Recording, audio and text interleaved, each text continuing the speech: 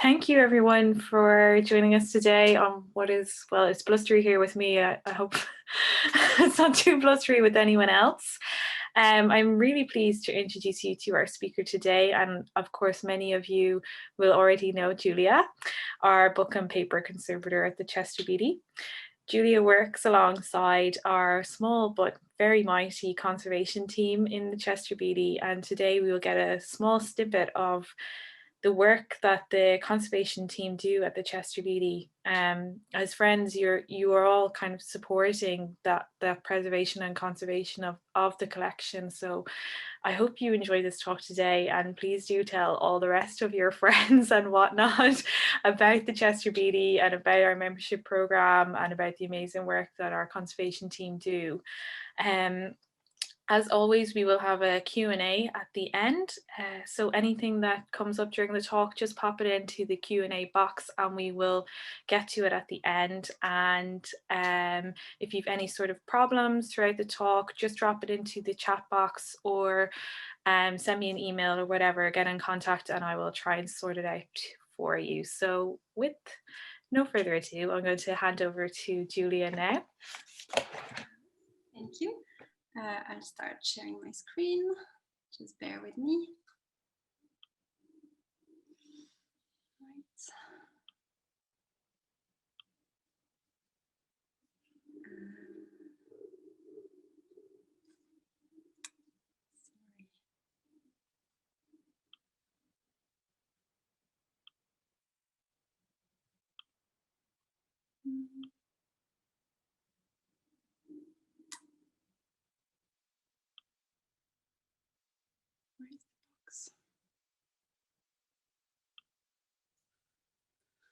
Sorry, I'm going to start this again. Apologies.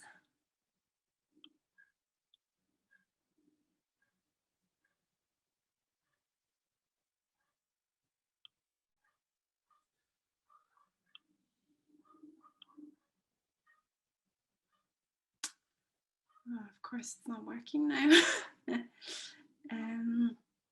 Let me see.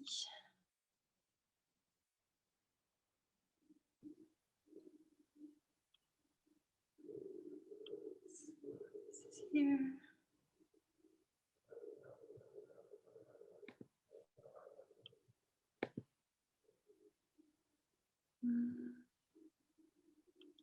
Sorry, I tried that a minute ago. It did work. Sorry, everyone. Yes.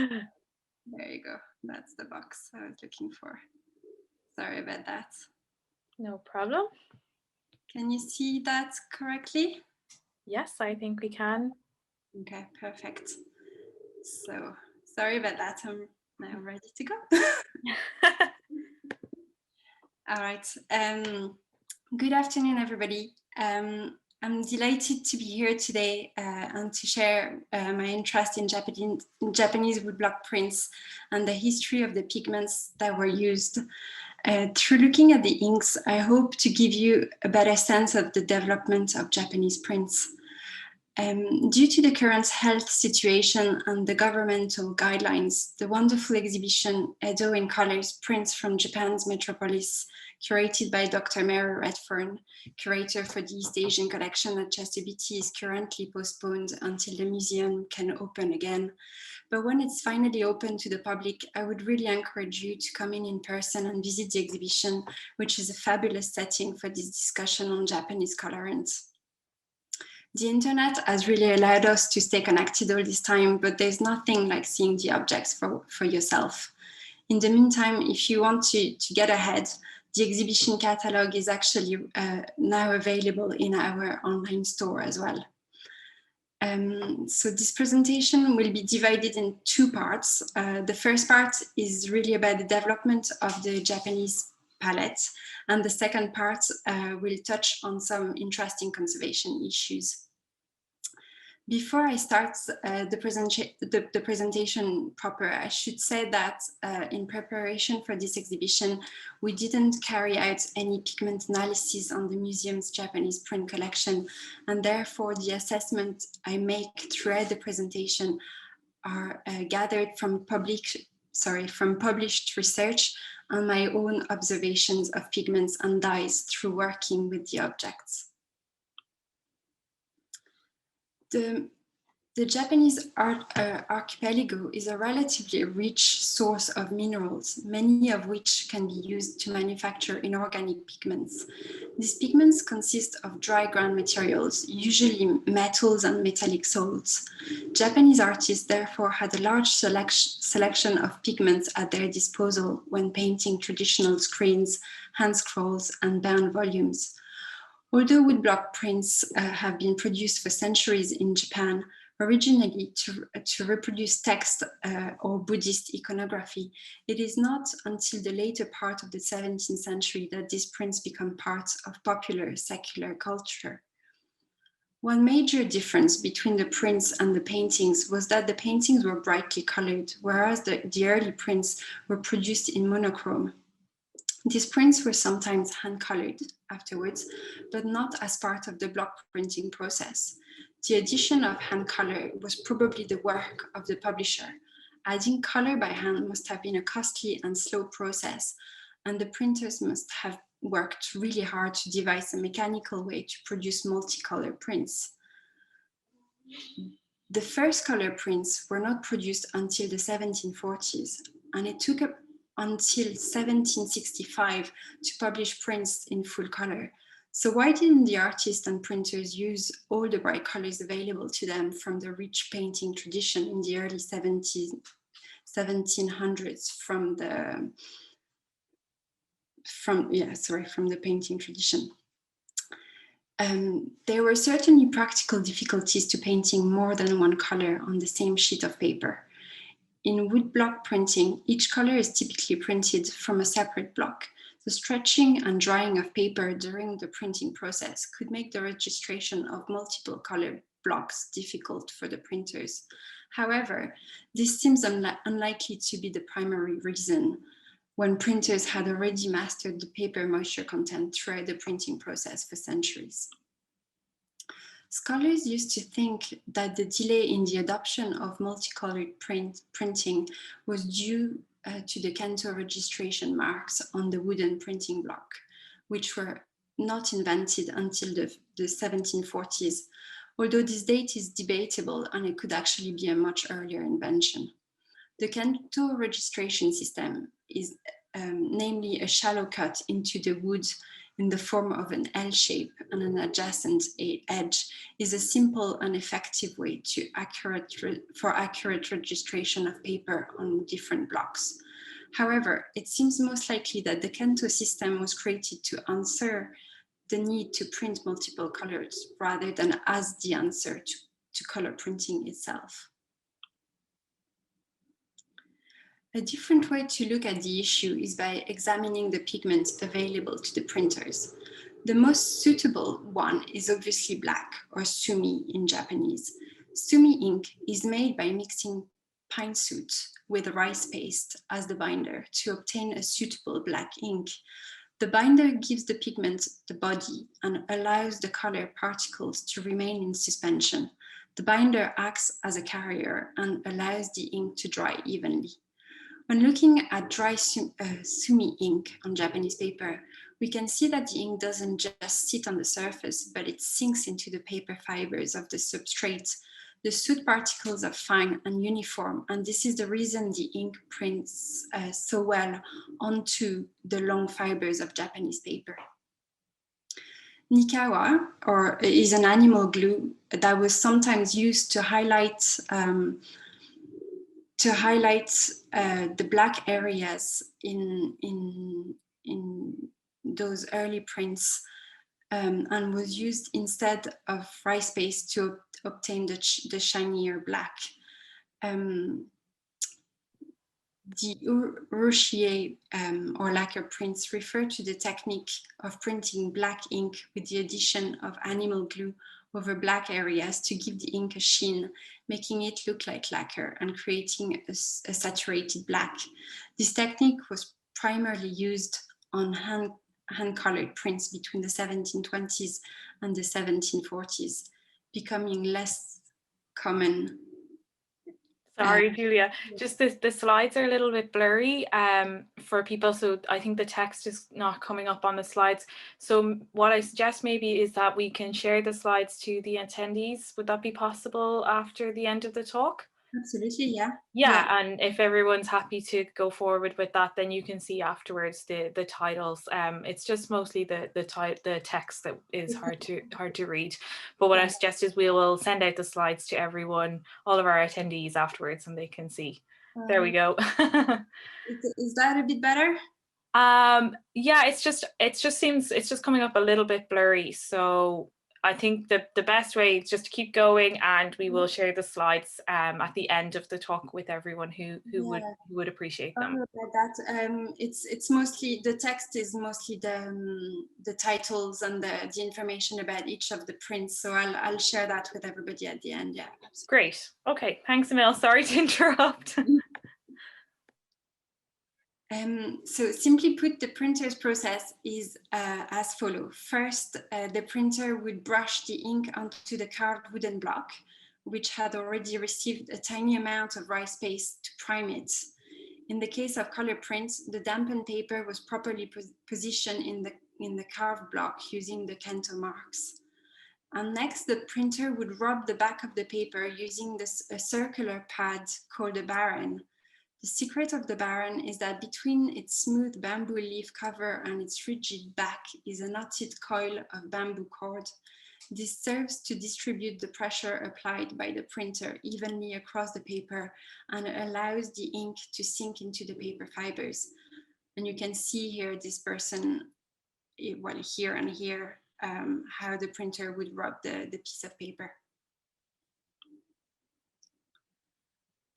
A number of inorganic pigments used in traditional painting were not suitable for printing. Malachite, for example, a copper carbonate mineral, was commonly used in painting during this period. You can see how coarse and grainy, and you can see it around here, you can see how coarse and grainy the particles are and how they sit proud of the surface of the paper. This made the malachite unsuitable for printing, as the particles would not be dispersed evenly enough to make an ink. The large particles would lay on the paper surface, and on drying they would ping off as soon as the paper was handled and flexed. Ultimately, even with that adapting processing, not all traditional pigments were used for printing. Malachite, for example, is not found in the palette of Japanese Edo prints, as the particles lose their vibrant green color when they are ground down to a fine powder, and were never considered suitable for printing. Printers also had organic dyes from natural sources at their disposal. Some of these were already in use in both paintings and textile dyeing. In Japan, they were extracted from vegetable sources. For example, the Japanese madder, or akane, is extracted from the roots of the madder plant, Rubia akane, and safflower, or beni, is extracted from the petals of the safflower flower, Cartamus tinctorius.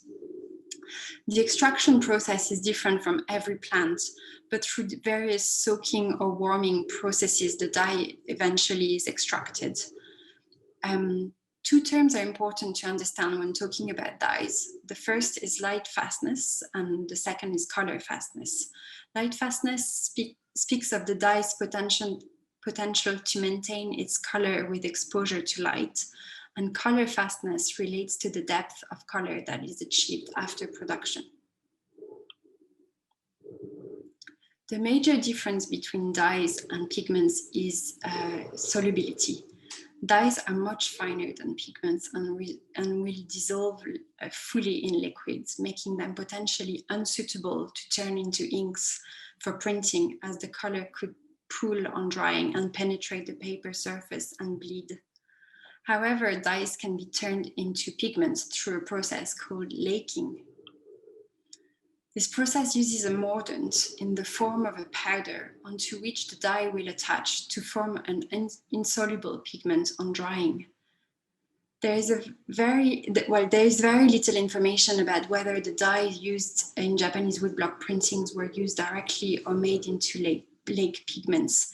This is possible that it is possible that a combination of both were used, especially in the earlier prints, as we see example of both transparent application and more pigmented applications.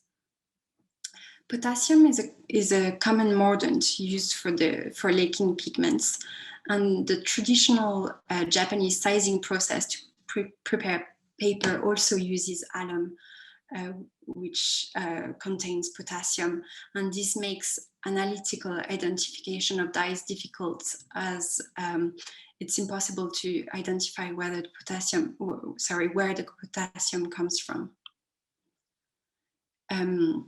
This image is an elemental map of two prints from the Metropolitan Museum of Art in New York. The green area at the bottom left here shows the element potassium found on the prints.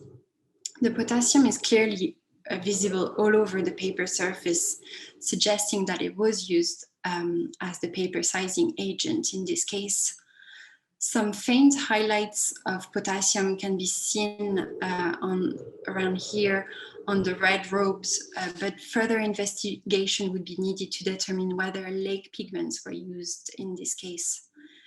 Either way, whether used as lake pigments or as a dye, to work well, the ink particle size had to be just right for the printing process to work. And just on a side note, notice the cartouche on the right upper corner of the print, so this one here, which shows that there's both potassium here and copper here, suggesting the use of a potassium-rich copper-based green pigment in this little area here. By contrast, the other cartouche in the left-hand side of the print, so here, does not contain these elements, so you can't see it here and you can't see it here either.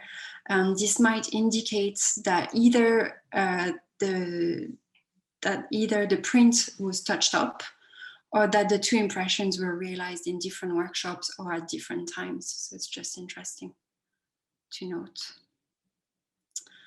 By the 1740s, printers had mastered the manufactures of inks that were suitable for printing. These early polychrome prints are called bénisuriers, or printed pictures. From the 1740s to about 1765, the first block prints appeared using 2 or 3 colors. The first bénisuriers were rendered in red and greens, and later blue and yellow were also used. The colorants used were rather varied, speaking of the experimental process to making inks from various sources. This included, amongst others, safflower madder for the reds, gamboge and turmeric, and flavonoids from grasses for the yellows, and indigo and dayflower for the blues. Inorganic pigments had also been found on bénisuriers in smaller quantity, but we can find quite commonly red lead and hematites, a red ochre for reds, and orpiment for yellows as well. Sometimes these colors were overprinted to create secondary colors like the purple, orange, and green. This overprinting worked because the particles were small enough to allow the color underneath to show through and for the eye to mix them together and create the new color. From 1765, the skills required to use the Cantor registration system, the palette of colorants and material reached a level of sophistication that allowed for the printing of extremely finely cut wood blocks, and full-color nishikie or brocade prints made their debut in the commercial market.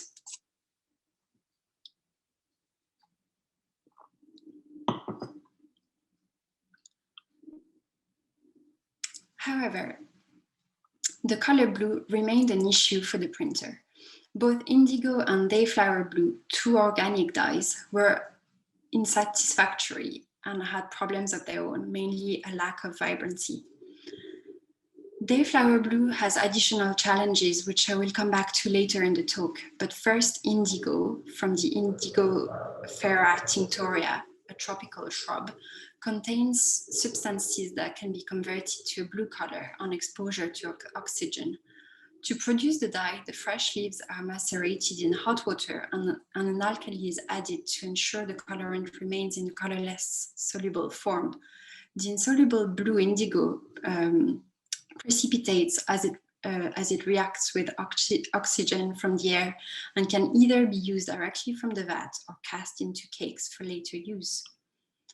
Indigo appears most frequently as a color mixed with ore pigment to produce greens from the 1740s onwards.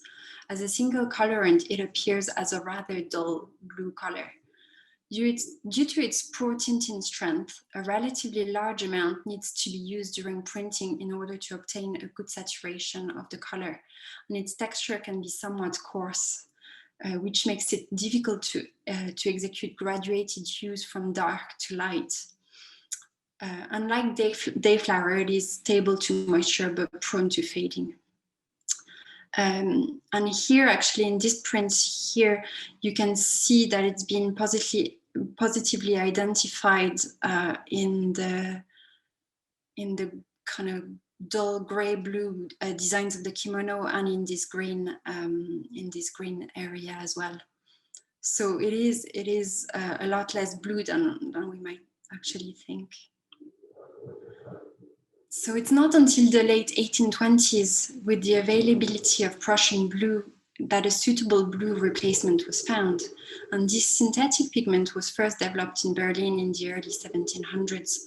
Prussian blue is an extremely stable and vibrant pigment and could be used to create tonal variations. It also had the advantage of having very fine particles and being easy to print with. It found its way to Japan probably via the Dutch and Chinese traders, as Prussian blue was not manufactured in Japan at that time. This pigment became extremely popular and started what is sometimes referred to as the Blue Revolution. It was probably a major factor in establishing landscape as a new genre in ukiyo-e prints. So-called azuré or blue monochrome prints also became popular for the variation in lightness and darkness that could be achieved by superimposing multiple printings or by the application of a graduation of ink to the wooden printing block. Early on, printers in Japan devised ways to print using metals and expanded their color palette this way. Even on the early hand-painted prints, you can see the addition of metallic powders, and you can see it here, and that's the detail of this area here. Through scientific analysis, it is clear that gold and silver, the expensive metals, were not very often used. Instead, 3 types of brass particles were used to create the metallic tones. So printers use predominantly copper-rich brass for gold, so probably this, either pure or nearly pure copper for the copper-colored pigments, so that's probably what you can see on the feathers here, and zinc-rich brass for silver, and that's probably something you can see here on the headbands of the lady. And tin was also sometimes identified for the silver-colored pigments as well. The metal was processed as a leaf, and then the leaves were worked by rubbing with animal glue and water to grind them to a powder. Printing using metal was a skilled technique requiring a different approach to printing with inks. The nature of the glue and the way it holds the heavy powder when mixed together is such that it adheres to the block rather than transfer neatly to the paper. Because of this, the glue used, usually animal glue, was applied on the block first and printed on the paper. Then the metal powder was brushed onto the block and printed gently with the baren. Mica was also used to embellish specific areas such as print's background. Mica is a silicate mainly composed of potassium, and it was processed by pulverizing the stone and turning it into a fine powder. Mica could be applied by lightly dusting over the printed glued area or applied above a color ground. Alternatively, the powder could be mixed with the pigment before printing, probably as seen in this absolutely striking example here on the left. And yeah, all this kind of gray area is probably a mixture of mica and a gray pigment.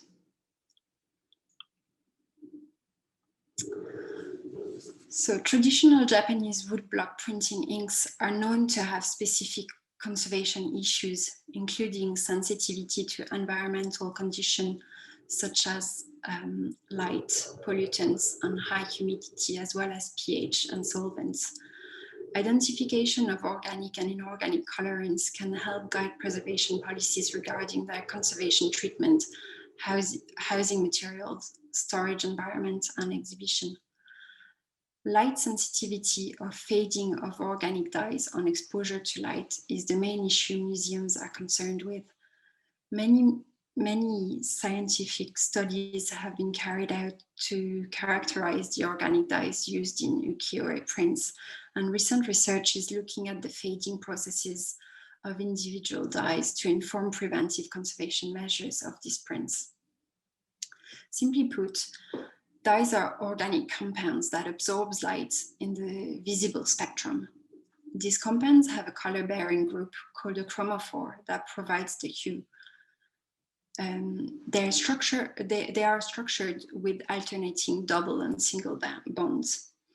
When dyes are exposed to sunlight or light bulbs, the ultraviolet light that is emitted breaks the bonds in the dye molecules. This can happen over a short or long period of time, depending on the structure of the dye. It is a natural process that is difficult to avoid. Even the most light fast of dyes will fade or change color over time. To prevent this process, museum guidelines recommend a maximum exposure at 50 lux and the use of lighting system that gives out no UV, such as LED systems. Guidelines also recommend display for short periods of time and long periods of rest in storage in between each display. This won't stop fading, but it will slow down the process significantly so that future generations can enjoy these artworks. And this is why the galleries at the Chester Beatty always appear so dark when you first walk in. So in this example, which I should stress is not from our collection, the print was acquired in 1989 and put on display in an area with indirect sunlight exposure. 12 years later, it was rephotographed, and you can see the difference.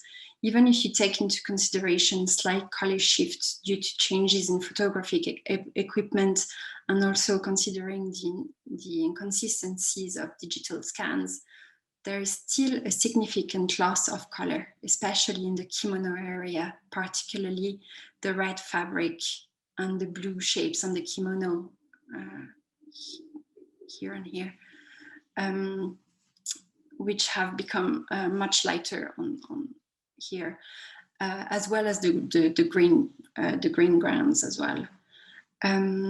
The green area has shifted to a blue tone, which suggests that the green was originally made from a mixture of two separate blue and yellow dyes.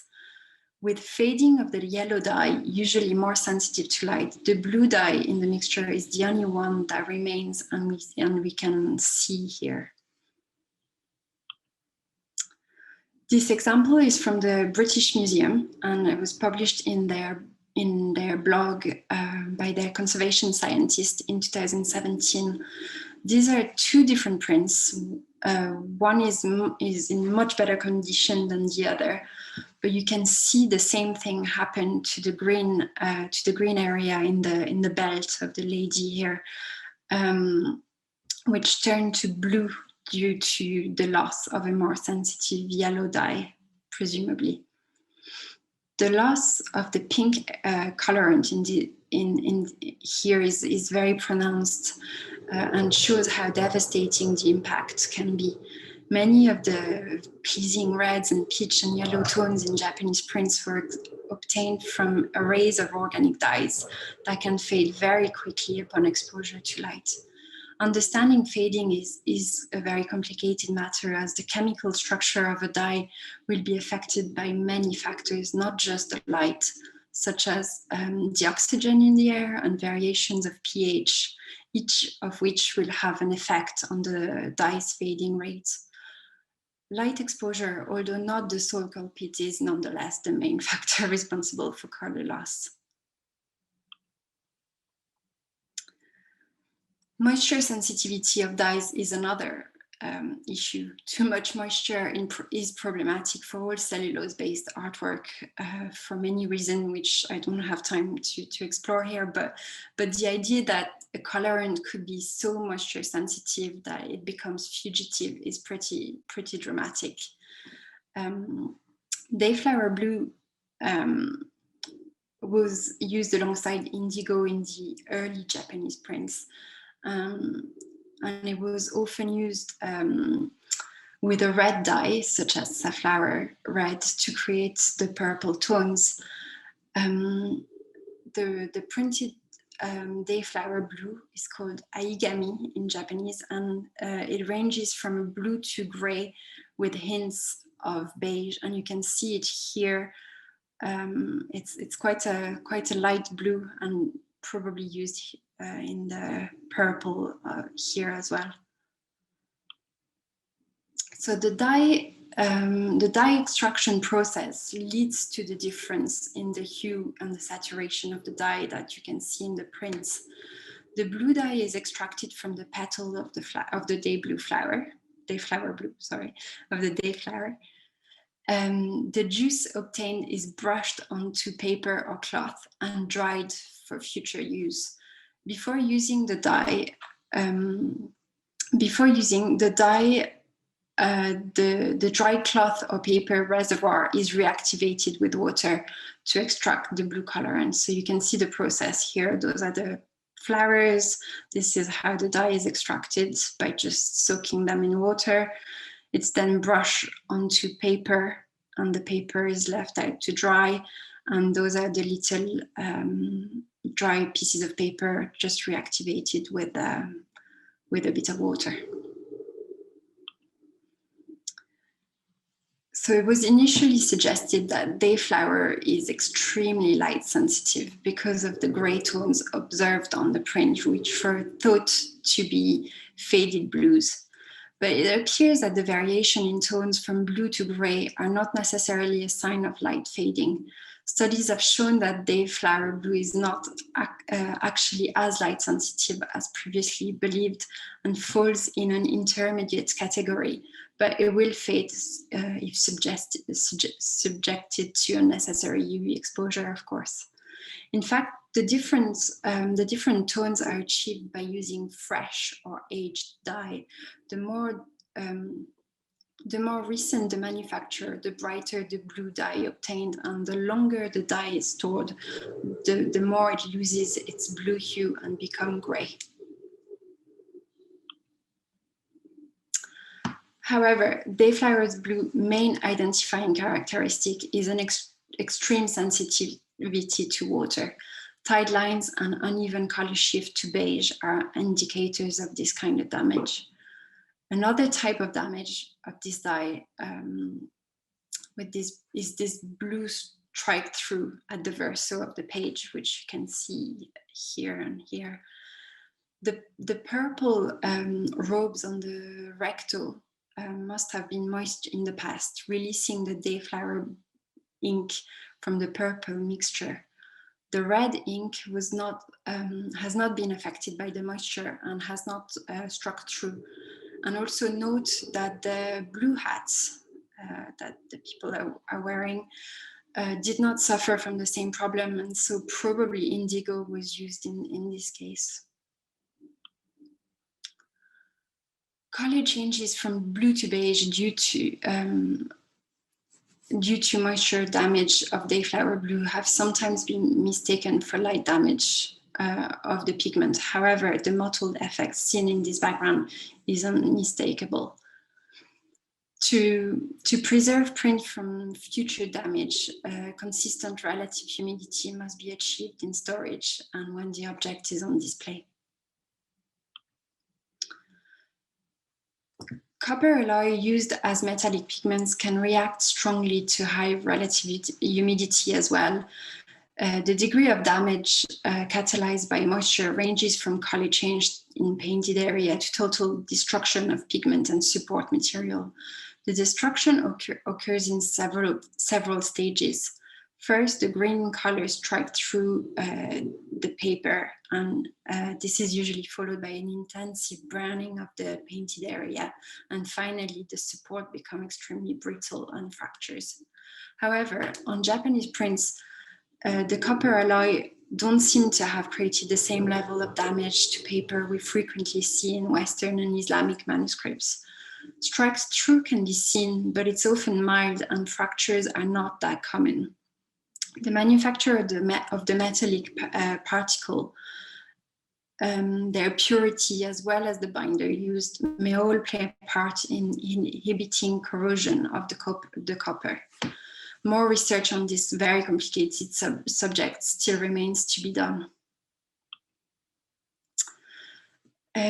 From various air pollutants as well, we can get a reaction with inorganic pigments, such as particularly blackening of the lead-containing pigments, such like red lead, for example, that you can see in this print here. The blackening of lead pigment on works of art is due to hydrogen sulfide exposure, an atmospheric pollutant present in the air from burning fossil fuels. This type of pollutant often comes in contact with the print surface unevenly, which means only certain area of the pigment may be affected. It is also known that Japanese printmakers sometimes deliberately induce the conversion of red lead to lead sulfide, which degrades to a black color. And this shows that the artist and the printer knew how to play with the properties of the pigments that they used.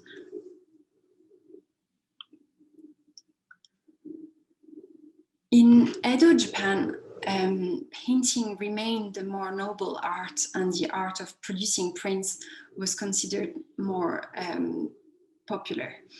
Due to a fierce competition in selling prints, both printers and publishers kept their technology secret. Because of this, there are no contemporary artist treatises on the method of woodblock printing or pigment preparation. Contemporary non-destructive analysis provides an insight into the secrets of the Japanese woodblock printers. The development of the printer's palette evolved from a monochrome black and white prints to hand-painted prints, and finally to a brighter selection of colors.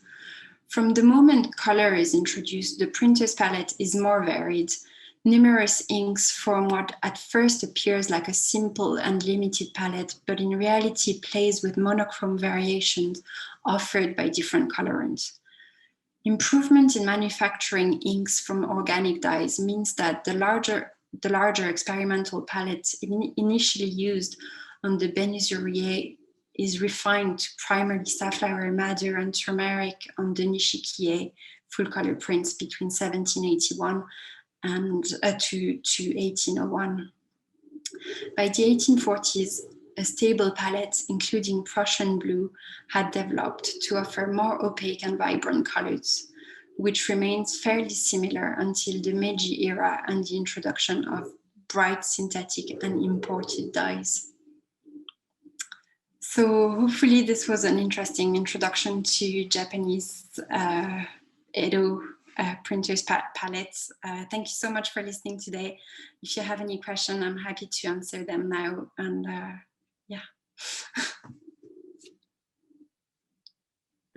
Thank you, Julia. I'll just wait a moment to see if we get any questions in. Fascinating talk. I'm sorry. I'll stop sharing now. But I'm really sorry that you couldn't see properly the screen. I'm more than happy to share the presentation with everybody who wants it. Sorry about that. Just Cecilia says, thank you for a wonderful talk. I'm just trying to think. I suppose I had a question about like the paper that they used for those prints. Would it have had to be very thick, or that kind of what sort of paper would they have used? I think they used, yeah, you don't actually, it's slightly different from Western kind of prints. Like you don't really need as much of the thickness. The idea is that it doesn't, like the block doesn't actually gets embedded onto the paper fibers. It's just the ink that gets in. So I think they are of a norm, you know, they're not actually that thick. Yeah, so it's more like it's a slightly different printing process, which means the paper can actually be quite fine, and it's more like the ink particles and the paper fibers that just seem to interact really well, where the ink just kind of sinks in nicely. Okay. So it's on the surface, but also like just kind of lightly. Yeah, it's really interesting. Josephine just wants to know, are there any differences in the palette used for ukiyo-e prints and tsurumono prints? So the tsurumono prints were like a little bit more, a bit finer. So depending on the budget of the person who commissioned them, I would say there's probably more expensive colorants used.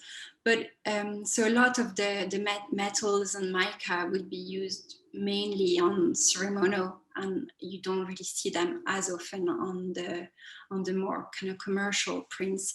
However, the mica is used on the commercial prints.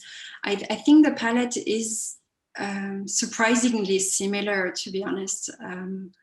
I think it's just in the tsurumono, it's more like it's used.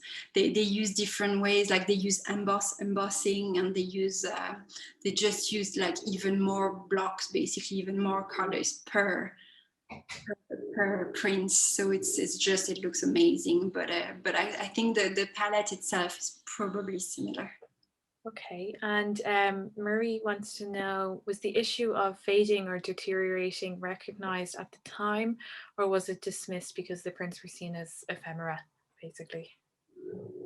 Yeah, I would say people knew what they were using, and I think that's probably why eventually, you know, you only end up with the palettes using safflower, madder, and turmeric, because probably a lot of the other colors just didn't actually last long enough, and the printers probably did recognize that eventually, and that's how they, you know, they selected what colorants they were going to use. But it is an interesting question as to whether, because they were popular and cheap and quick, whether the printers were less care. I don't think so. I think they probably wanted something that did last eventually. Yeah. But yeah, it is. I don't know. More research needed. Marie, you'll have to look into that for us. And that just leads on to Carlin. She's wondering, was there a tradition of using certain pigments for particular representations of items or subjects, sort of in the way that gold or lapis lazuli would be used in a symbolic sort of way in Western art? I don't know. That would be a question for the curator. I think I'm not sure. I think what's interesting is there might be, but like I think there's just not enough probably studies done on that as to whether, you know, I don't know, a specific object is always made using you know, using like this particular pigment. It doesn't seem to be, but yeah, I couldn't actually answer. I'm sorry. Mary knows. Perhaps Mary Redfern knows the answer for that one. And then Colette is wondering here, she just says, so both organic pigments and metallic chromophores are sensitive to UV and humidity. Is that correct? Basically, everything is sensitive. Dyes are pretty, all of the dyes would be sensitive one way or another to UV for sure, to moisture probably as well. But inorganic pigments tend to have a much better light sensitivity. So things like ochres, or the lead pigments, red lead, you know, those wouldn't be as sensitive to light. The problem is that obviously on those prints, it's a combination of everything. And so if one, the smallest area in a print is super light sensitive, you'd have to just be very extremely careful when you display it, basically. Yeah, fascinating. Well, I think that is all our questions. I'll just double check. Lots of thank yous here coming in to Julia. Well, thank you everyone for joining us this afternoon.